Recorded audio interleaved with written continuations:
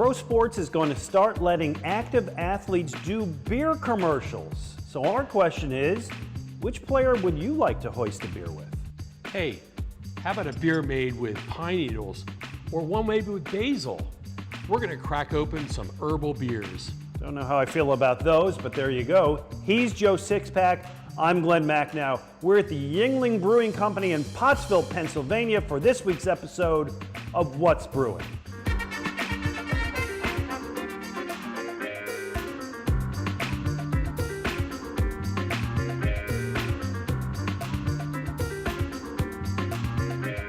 What's Brewing? Brought to you in part by Monco Makers, powered by the Valley Forge Tourism Board. Download the app. Partial funding provided through a grant from the Pennsylvania Malt and Beverage Industry Board.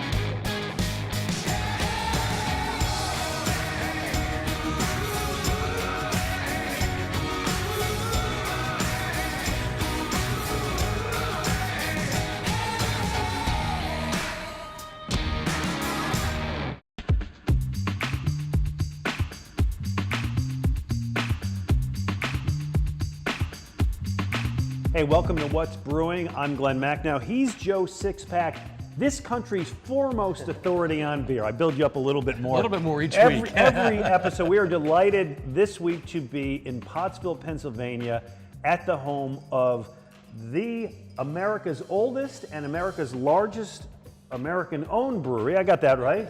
Yuengling Brewery, where we are enjoying the ambiance and their products, but as always, we start with a beer swap. Joe Sixpack, and you had an interesting thought for today, which was herbal beer. Yes, herbal beer. Okay. What'd you bring me? Well, here's what I brought you. Our old friends at Yards. I think I need a new opener. Make Poor Richard's Spruce Ale, which is actually based on a recipe originally from the great Ben Franklin. His talents are astounding. Think about everything else he did. The man made pretty damn good beer too. It has barley, molasses, and essence of spruce. Right.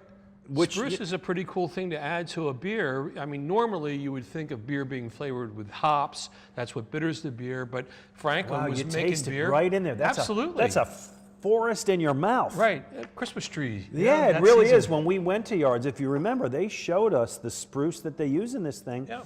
And you really taste it. This is a very different kind of beer than I'm used to. You know, you might be repelled by the idea that there's a pine needles in your beer, but you know, this is really a nice, smooth, easy drinking beer with just like that essence of pine. I really like it a lot. I'm glad I brought you this because I like it more than I thought. Yeah. Poor Richard's Spruce Ale by Yards. I give this major thumbs up. Good. All right, top that, All right, my friend. Let's see what we can do with that because I've got another one that was made with spruce. This is from Dogfish Head, Pennsylvania Tuxedo. All right. Great name. You got to show the label because I guess that is a Pennsylvania tuxedo. Right, that red and black plaid hunter's outfit that of yore made by Woolrich. This was actually a collaboration between Dogfish Head of Delaware and Woolrich, which is a Pennsylvania company. And Woolrich makes clothing. What would they collaborate? Well, Cotton? What's in here? Yeah, it's a nice gimmick idea. But they did actually make some Dogfish Head branded clothing. So the idea here was that they would make a beer that was a tribute to sort of the backwoods nature of Pennsylvania. A little citrusy, a little grassy, am I right? Absolutely. This is a stronger beer too. It's about 8%, 8.5% alcohol. Oh, yeah. That is a stronger beer. And they say that they got the pine from the forests of northeast Pennsylvania and Georgetown, Delaware, of course, it being a Delaware brewery. Yeah. But good stuff. It is good. Like it, and you brought some others with you. I actually like the pine a little bit better. I do too. I got to tell you, we talk about a lot of beers. This thing is a major winner. This is a real revelation. Good. What else you got? All right, so I brought a few other herbal beers. This is from Almanac, which is a California brewery, and they made something strawberry and basil beer. Strawberry and basil, boy, this is nouvelle cuisine. Yeah, exactly. Well, you figure from those California brewers, give this one a shot. This is... Smells like a rhubarb pie to me. Yeah, really. It's a weird aroma, but you know, it has a little bit of a sour smell. Is it sour? It is very sour, very tart. I know you like the tart beers more than I. This one's pretty tart. I don't get the strawberry out of it or the basil that much. Do you? I get rhubarb is what I get. Okay. All right, another one. We're going to quick try here. This is Typecast.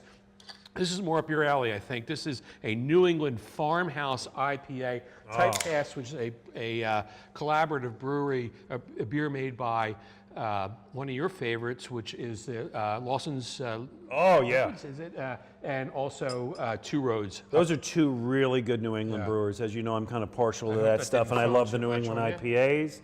Lighter than most of them, but still cloudy. I always like the cloudiness. So this is made with white cedar and balsam fir tips. White cedar and sounds like a closet. Storage closet. Yes, it does, I like it. That's not bad. My second favorite we've had so far. Okay, and one last one more here. quickly. All right, we're talking about herb beer. Yeah. How about hemp beer? A true herbal beer. Hemp beer? Yes, this is from New Belgium. This is their HPA, meaning All right, now, hemp and pale I'm sure ale. it goes without saying, but there is no active THC marijuana in this, I'm assuming. I presume so. Okay. You know, I didn't test it, so I don't know. I don't have my bong man. with me, so I couldn't tell Smells, you. not that I'm familiar with the smell of pot in any way, but That is dank. it's, yeah, it definitely smells like a college party. It's made with the seeds? Made with hemp seeds, yeah. It smells more like herb than it does taste like it, I think. I have to tell you, it tastes like an ashtray after a college frat All party. right. Not one I like, but there you go. All right, to me, the big winner was the Yards. I like that. Absolutely. And then the one from New England, I thought that was pretty good too. Exactly, Those the were good ones. Typecast. All right, so those are the beers we tasted. We invite you to taste them as well. Coming up, whenever you see commercials about beer with athletes, it's old guys. Not anymore. The law is changing. We'll tell you all about that on What's Brewing.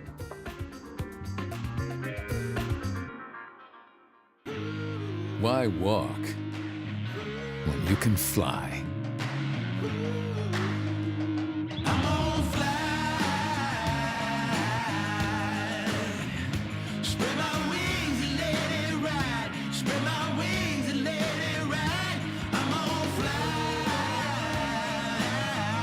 Tap into your inner eagle. Yuengling Traditional Lager. Spread your wings.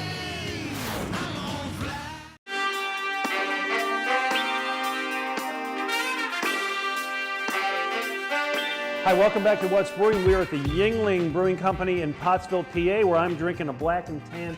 No, this is their barbecue sauce. You know what? I'm going to take this home and try this. Good idea. Excited about that. All right, so forever, my entire life, I have been watching beer commercials that work in sports figures.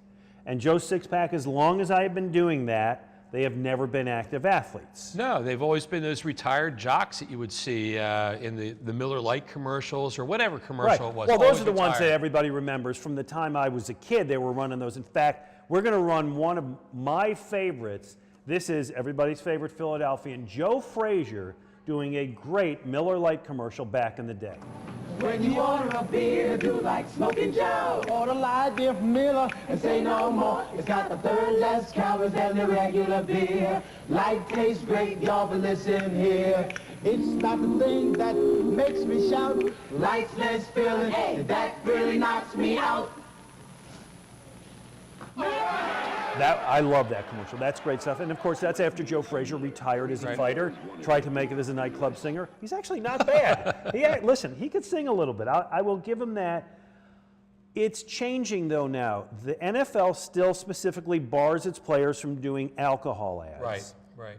But Major League Baseball Union and the NBA Players Union and the league have decided, why are we stopping this? Yeah, So it's going to happen. Welcome to the 21st century here. Right. Let's get on the game here. I mean, we all know everybody drinks beer. I mean, they're adults. They get to drink beer. We get to drink beer on TV. Yeah, exactly. So why not use professional athletes? And there's been a lot of arguments against it over the years, but finally they're coming around to it. All right, so I think it's the first one, at least in the United States, came out Mother's Day, and this is Kevin Durant, the NBA star everybody remembers. He won the MVP award and honored his mom.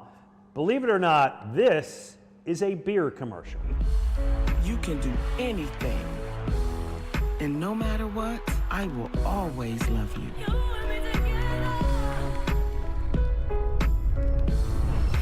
Mom, you the real MVP. All right, did you well up during that? Did you get a little verklempt in that one? Yeah, It's pretty sweet. It's pretty is. nice. Okay, it is the first time that athletes can do it. Do you see any downside to this? Well, I don't really see a huge downside, except possibly for those unlucky beer companies that choose the wrong athlete. I mean, Durant's a great guy; he's a great spokesman. But imagine if you choose, a bad apple out there. Yeah, and that can happen with any company. So Sure, that is a sure. risk that any company takes when it has athletes endorsed, and we've seen it happen over the years, certainly. So I will move it to this. I asked this on social media, and I'll give you some of the responses, then get yours. What active athlete, and I said or coach, manager, would you love to have a beer with? Put this on question. Twitter. Yeah, put this on Twitter the other day because that's the guy you'd want to endorse it. Right. Here's the ones that came a lot when I put it at Real Glenn Mack. Now I put it on my Facebook page as well. Joel Embiid, which is interesting because he doesn't drink. Oh, he doesn't drink? Really? No, at Conchi, we did a beer in his honor last year called Shirley Temple. He drinks Shirley Temples. He doesn't drink alcohol. He'd be a lot of fun to hang out It'd with. be a blast yeah. to hang around with. Got a few Dario Saric, some LeBron. A lot of people said Chase Utley, which is interesting because Chase Utley has never demonstrated personality. He's a great exactly. player, but people love him, but yeah, but right. I don't know he'd be that much fun. Reese Hoskins. Here's the one, Jason Kelsey. Hey, yeah, that's an obvious one. I mean, when people brewed beers in his honor, and that my fear would be that he would just drink all your beer. He would be a great guy to be at the bar. A few people said Carson Wentz. I respect Carson Wentz a lot. I don't know that he's a guy to hoist a few. Yeah, Maybe. yeah. I don't know. Malcolm Jenkins would be interesting, I think. Some people said Tiger Woods. I think Tiger's kind of a jackass myself, but that's me. Here was my favorite answer, and I'll give the guy credit. Lee Barker reached out to me on Twitter or Facebook and said this. Hey, the Phillies make me want to drink, not drink with them. Yeah. The Eagles, the Eagles that I would pick are religious, and I'm not looking to add to their Sunday confession. Okay. Gritty is the biggest personality on the Flyers, and he hasn't uttered a word. So with all that eliminated, I go with Joel Embiid. His life in Africa, his nightlife, his humor all intrigue me, and I'm not even a basketball fan. But that's a great answer. It is. So Joe Sixpack, what about you? Well, I gave this a lot of thought, and my pick is Serena Williams. Ooh, that's a good choice. I've never met a professional tennis player, and she just seems like a lot of fun. I think it would be nice to go out and have a beer with I Serena. think she's got a lot to say, and I think she would be very interesting. All right, I like that. I stayed local. I think Chris Long of the Eagles is a fascinating guy. Oh, good one. He's fun, he's smart, he's opinionated, and I know he drinks beer, so a few beers with him would be a good time. And the other one I would take is Gabe Kapler. And the reason I would go, here's Kapler, why. come on. Here's why. I think the Phillies manager is really smart, but I often don't think he's honest with us. I think if I can get a couple of IPAs into him, loosen him up, Yep, get him yep. talking, then there you go. So that would be my choices. We'd love to hear your choices. If you want to reach out to us at What's Brewing PA on Twitter or What's Brewing PA on Facebook. We'd love your thoughts on this as well. All right, coming up, we're going to do an ode to the greatest invention in the history of mankind, the six-pack. Yeah. Coming up next from Yuengling Brewing right here on What's Brewing.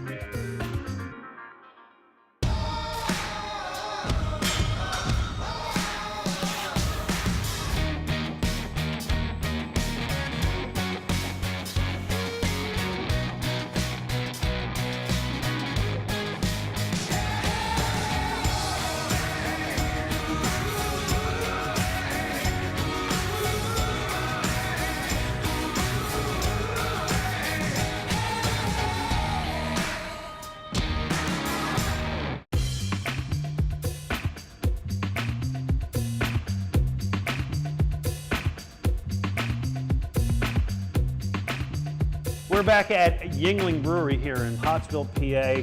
People are taking the tour. Really a fun place, and they're 189 years old, and that impresses me. It's a long time, and it's a great place to visit too. And one of the things you can pick up here, of course, is a six-pack of beer.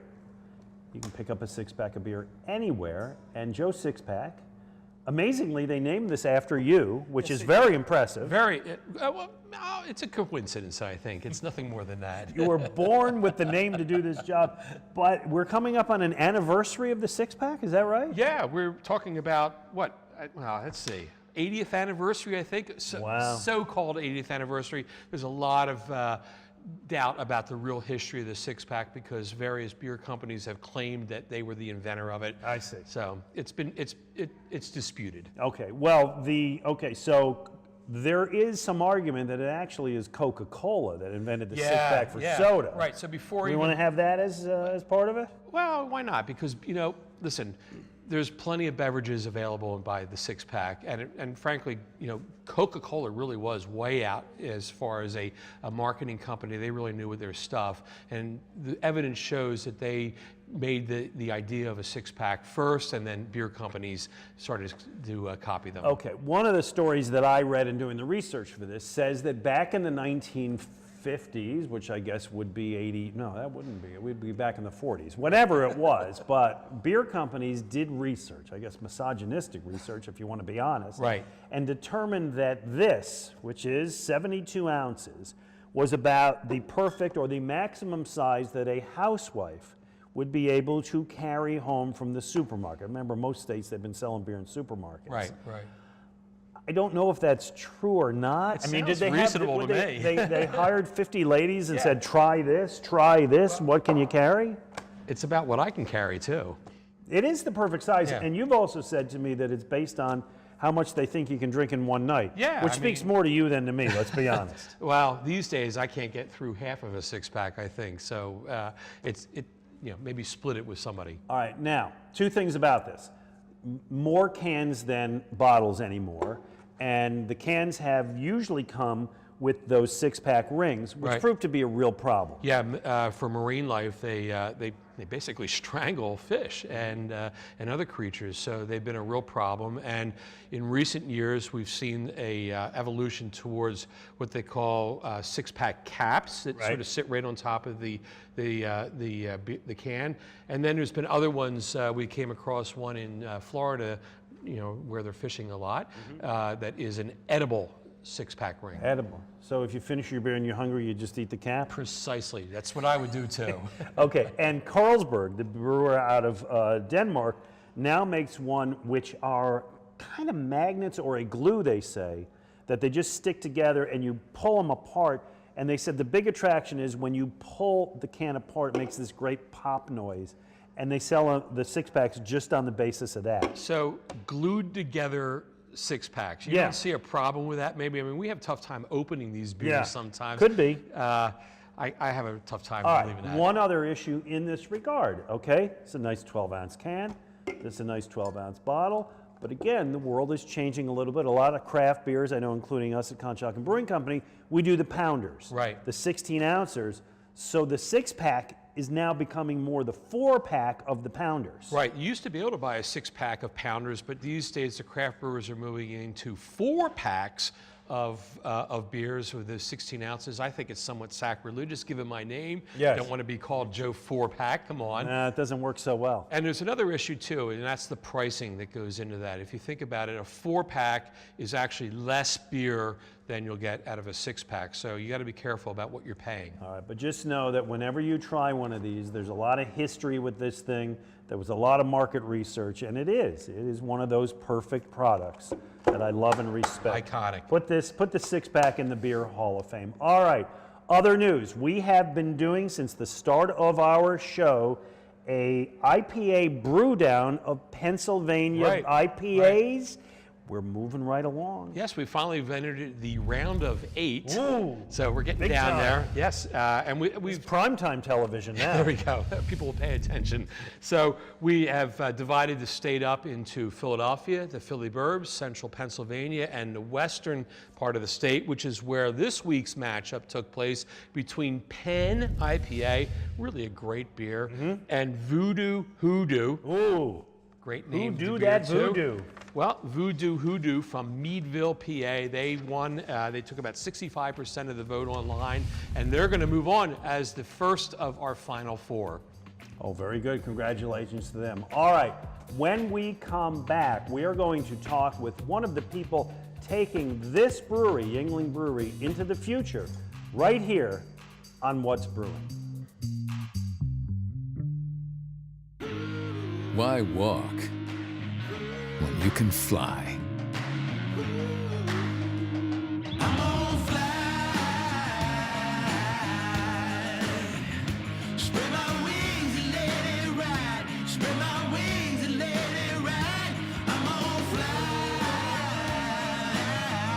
Tap into your inner eagle. Yuengling Traditional Lager. Spread your wings.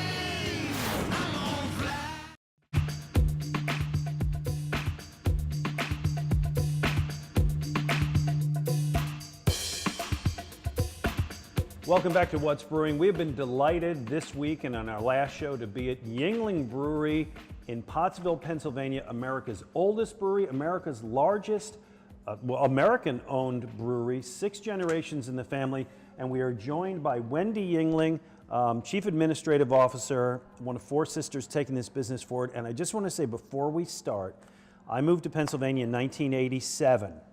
The first beer I ever had in Pennsylvania was this, a Yuengling Black and Tan. That's great. It was new to me. I didn't know what it was. I said, I got to try this, and I liked it.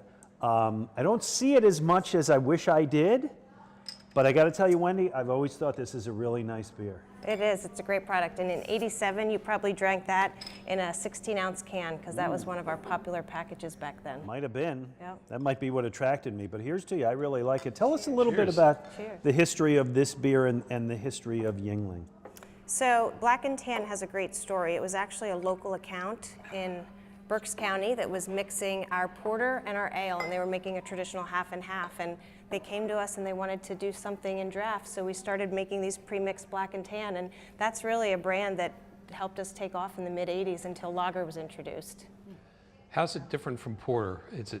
Is it made in any way the same way? Because people are familiar with the dark beer. So. Yep, yeah, so it actually uses our porter and our premium, so it's Okay. a blend of those 2 beers, but Okay. it's a little bit lighter and smoother. So, do they still call premium vitamin Y up here in Pottsville? Locally, yeah, that's not uncommon. Yeah, I could see that. So, tell us a little bit about what you do here at Yuengling. So I'm Chief Administrative Officer, so I'm involved in everything from HR and IT and accounting to sales and marketing, so a lot of the back end stuff, whereas my sister Jennifer is more operations focused. My dad is very hands-on on the operations side. I have 2 other sisters that are involved in the family business. Debbie is on the pricing side and the sales administration side, and my sister Cheryl's more on the operations side, so we kind of cover all grounds. Well, you're coming up on the 190th anniversary next year, and I don't know how many businesses in this country, family-owned businesses, can go back 190 years. I imagine it's not more than a handful. What's the secret to it? Obviously, 170 years happened before you were involved, but Right. What is the secret to a business sustaining generation after generation? Well, we've been very lucky, and I think we're fortunate that there's always been somebody in the family that wants to keep it going, and now there's 4 girls that are part of the 6th generation, so we're committed to keeping this business strong, and I think quality has always been a hallmark of our business. You know, going back to my great-great-great-grandfather who started the business, it was built on quality porters and ales and lagers, and that's been, you know, part of our foundation from the beginning. And I think that we've always been a very disciplined company. We stay focused on our core business, and I think it's important to last 190 years. You have to continue to be closely in tune with what's going on in the marketplace, and so we try to stay in touch with what consumers want, and that's part of the reason we developed the new Golden Pilsner. We felt like it was a way to continue to keep our brands relevant and do something new and different. During some of those 190 years, you could not legally buy beer in this country. Yeah, tough. How did this company survive Prohibition? It was tough. I mean, I can't imagine how challenging that was for my great-grandfather. And fortunately, you know, I think they saw Prohibition was coming, and he had already planned to open up the dairy building, so that's where we're sitting right now. This was the dairy facility, which he started doing during Prohibition. Now, was that dairy with ironic quotes around it, or did they It was actually? a legitimate dairy. They made ice cream and dairy products, and then we continued to operate across the street, and we made near beer. So it was just a much different business than certainly before Prohibition. Well, certainly tradition is such a huge part of Yuengling, and yet in this day and age with craft brewing, there's so many, there's always a new flavor of the week. Is that something that you feel that you have to chase it all, or what kind of a challenge does that place on this company? Yeah. I think it's finding a balance of continuing to push the envelope and do things differently and find things that are innovative and appealing to consumers. But for us, we are very deeply rooted in tradition and traditional brands like our core portfolio and traditional brands like porter and ale, which we've been making since 1829. So I think it has to be a balance of the two, and we're trying to continue to push the envelope with things and continue to put products out there that people want to drink. So following up on that, right, there are always those huge mega international breweries, right, the InBev, the Miller, et cetera. Not et cetera, there's only a few of them. And then there are the tiny little cool craft breweries.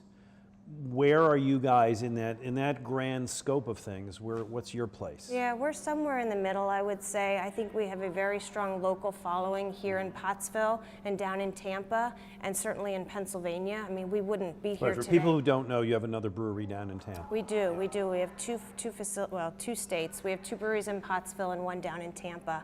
And good for spring training. It is. It's nice to go down there and work down there in the winter months. But I would say local is very important to us because that's part of how we've survived, was the local support from the community in Pennsylvania and in and around this area. And I think we benefit from people being interested in drinking something that's made in their backyard. Mm-hmm. Well, certainly, on the lines of the tradition, the idea that you're still making this black and tan, which frankly is not the most popular style in the whole world out there. You don't see a whole lot of them out there. I like the notion that you stuck with brands. Another one which I tried to get the folks here to pour for me was the Lord Chesterfield Ale, is one that is really popular in the Philly area. Why do you stick with brands that may not be the most popular in the whole world? Yeah, they're not the largest share of our business by far, and they're probably not the most profitable beers to produce, but they have a very special place in our heart. I mean, we know for a fact that when Prohibition was repealed, we started producing porters and ales again. So they're part of our original recipes, and that means something to us. And that's part of the 190th anniversary that's coming up next year. Is that a lot of pressure on you to come up with great ideas on how to celebrate that? I mean, it's a lot of years. Our marketing team's got that covered. They've got so you great don't have things to do it. planned for next year, but it's going to be fun. It's going to be exciting. We'll do some things here at the brewery. Next year, we're going to continue to push our Spread Your Wings campaign, which is a big part of the anniversary push. So we have a lot of neat things going on. We're excited, and we're saving some things for the 200. So I hope you share them with us when What's Brewing is on 10 years from now. Yeah. Wendy, it's really been our pleasure to be here for the last couple of episodes, and I think for a lot of people, Yuengling is one of those beers that it's always there. It's always something you're going to go back to and enjoy. And the lager during the summer is always a great one. So thank you so much. Thank you, guys. And Cheers. thank you, everybody, for joining us. We will see you next week on a new episode of What's Brewing. What's Brewing? Brought to you in part by Monco Makers, powered by the Valley Forge Tourism Board. Download the app. Partial funding provided through a grant from the Pennsylvania Malt and Beverage Industry Board.